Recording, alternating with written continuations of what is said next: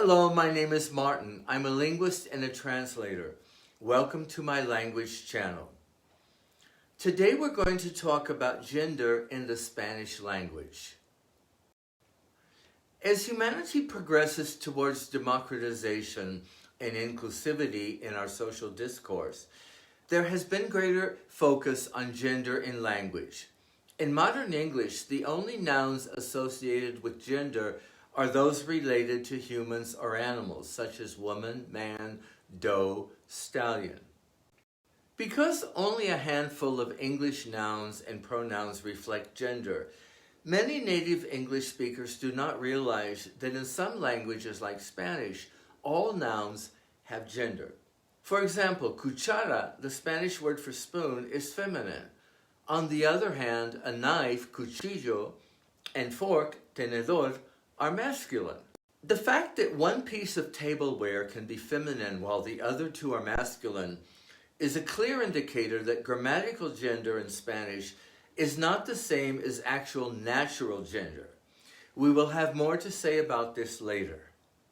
Another feature of Spanish grammar is that modifiers and pronouns have to agree in gender with the nouns to which they refer. Definite and indefinite articles, adjectives, and pronouns all have masculine and feminine forms. Observe how the word endings change depending on the grammatical gender in the following examples. Una cuchara nueva, un tenedor nuevo, un cuchillo nuevo. You may have noted that adjectives are placed after the noun in Spanish. You may also have observed that in Spanish, words ending in O tend to be masculine, whereas words ending in A tend to be feminine. This is also the case in other Romance languages such as Italian and Portuguese, although there are exceptions. For example, mano, the word for hand, in Spanish and Italian is feminine, even though it ends in O. Grammatical gender in Spanish is a feature that has been inherited from the past and is overwhelmingly arbitrary.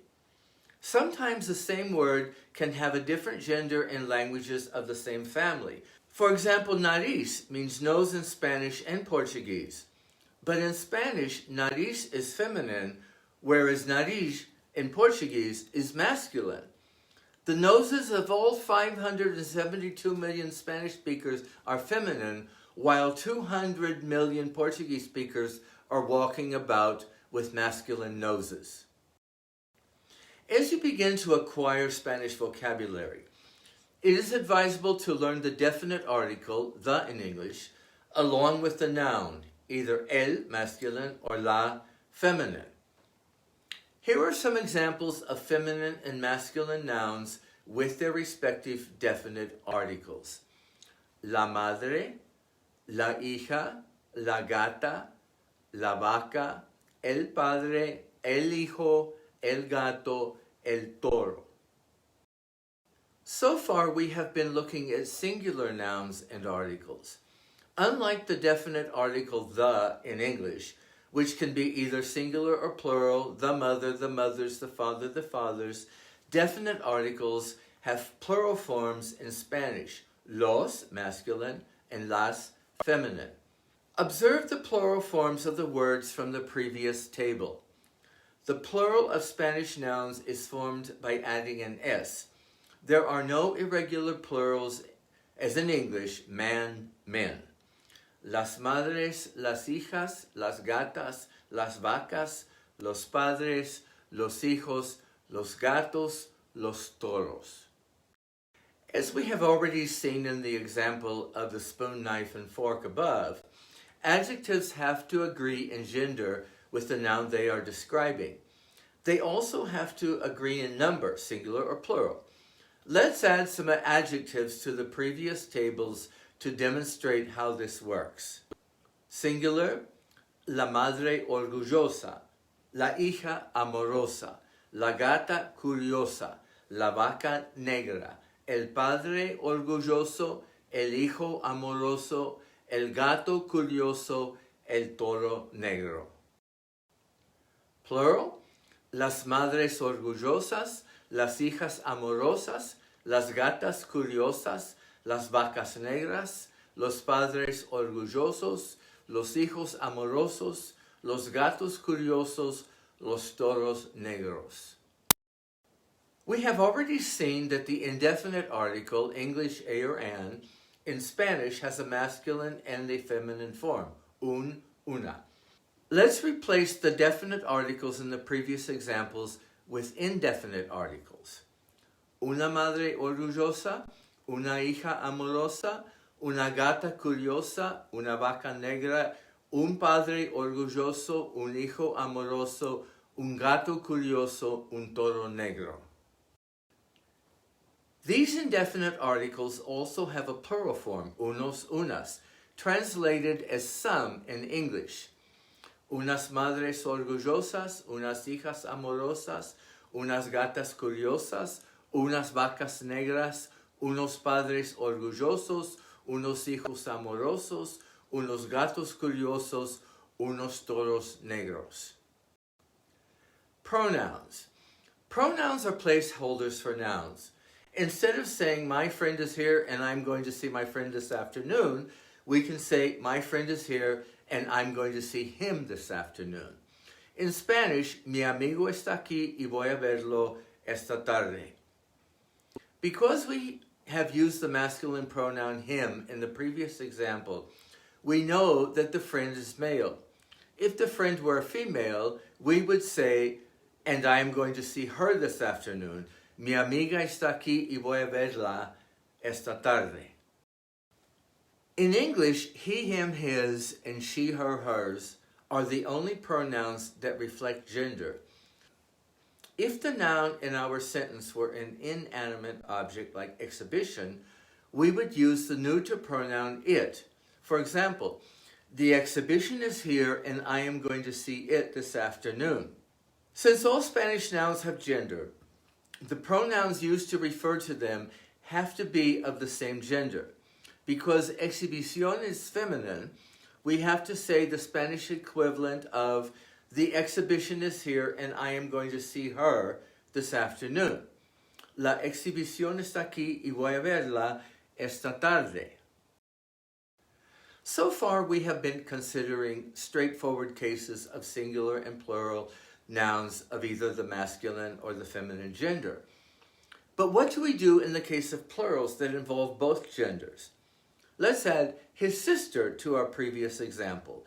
My friend and his sister are in town and I am going to see them this afternoon. In Spanish, the pronoun them is either masculine or feminine.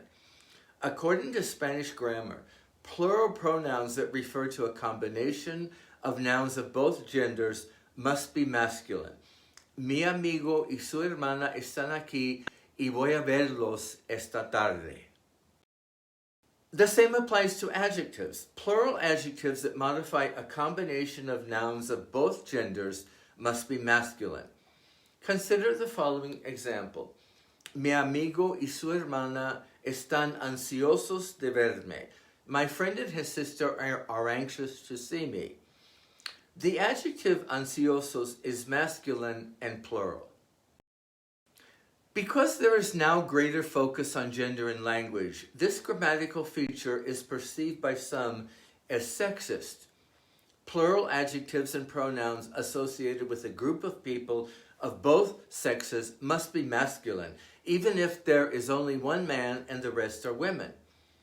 But this is a feature of the language that has evolved over millennia. It is not a rule that was decided by a group of men.